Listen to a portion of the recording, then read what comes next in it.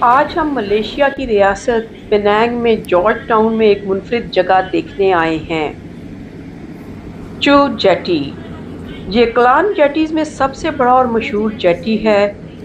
چو جیٹی پانی کے اوپر ایک رہائشی گاؤں ہے جو لکڑی کے ستونوں پر بنا ہوا ہے۔ یہاں کے لکڑی کے گھروں کی قطاریں سمندر کے پانی کے اوپر ستونوں کے اوپر ووڈن واک ویز سے جڑے ہوئے ہیں۔ یہ گاؤں چو خاندان کے لوگوں نے آباد کیا، اس لیے اس کا نام چو جیٹی ہے۔ یہ جیٹی 18ویں صدی کے آخر اور 19ویں صدی کے آغاز میں چو خاندان کے چینی مہاجرین نے بنائی تھی جو پینانگ میں روزگار اور بہتر زندگی کی تلاش میں آئے تھے۔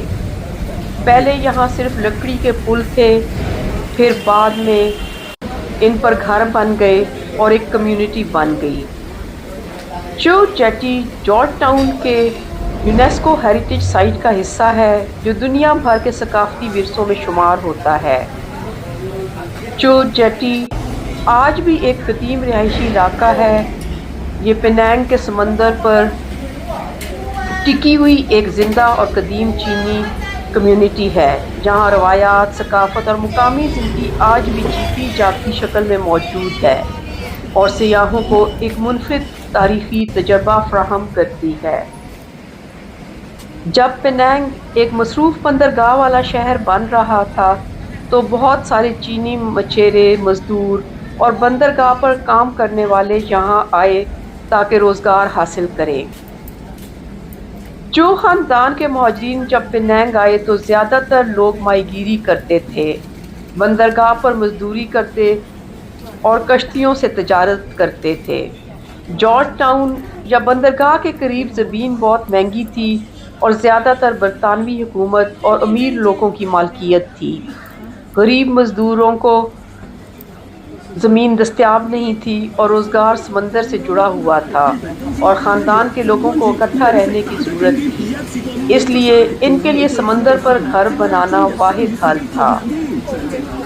پہلے لکڑی کے ستون پانی میں گہرے رکھے گئے، اس پر لکڑی کے پھٹے یعنی پلانکس رکھے گئے تاکہ ایک مضبوط بنیاد بن سکے۔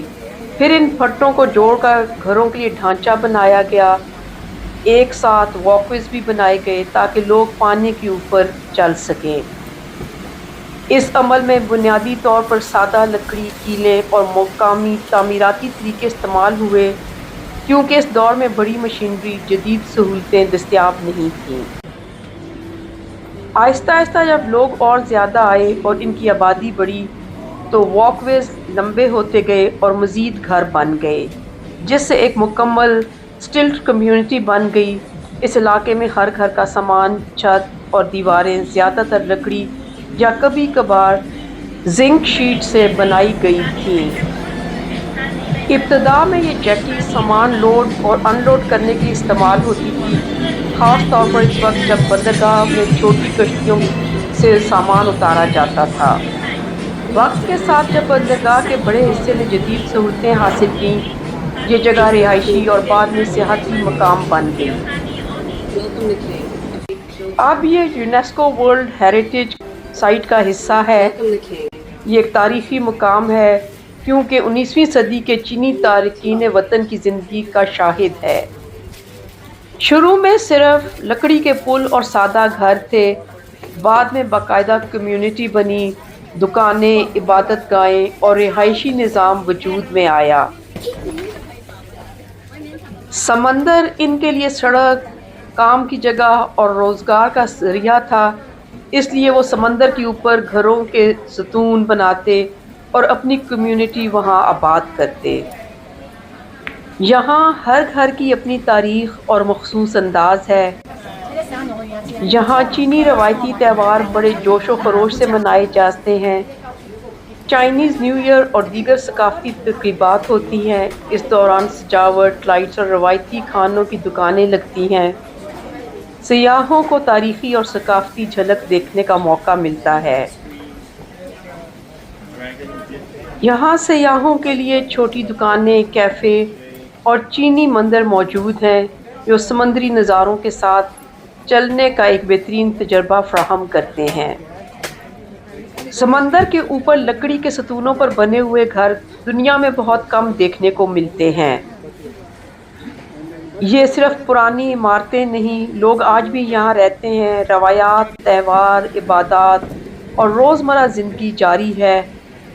ऐसे मकामात को ख़ास अहमियत दी जाती है जहाँ तारीख़ी सकाफ़त अब भी ज़िंदा हो।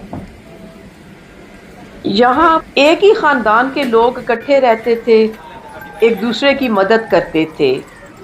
चू ख़ानदान इत्तेहाद की इलामत बने, मजहबी और सकाफ़ती रवायात महफूज रहीं। जनूबी चीन में पानी के ऊपर घरों में रहना एक पुरानी रवायत थी जिसे मुहाजिरीन अपने साथ लेकर आए। यहाँ आने का बेहतरीन वक्त सुबह सवेरे या शाम का वक्त है, क्योंकि इस वक्त मंज़र बहुत खूबसूरत दिखाई देता है और मौसम ठंडा होता है।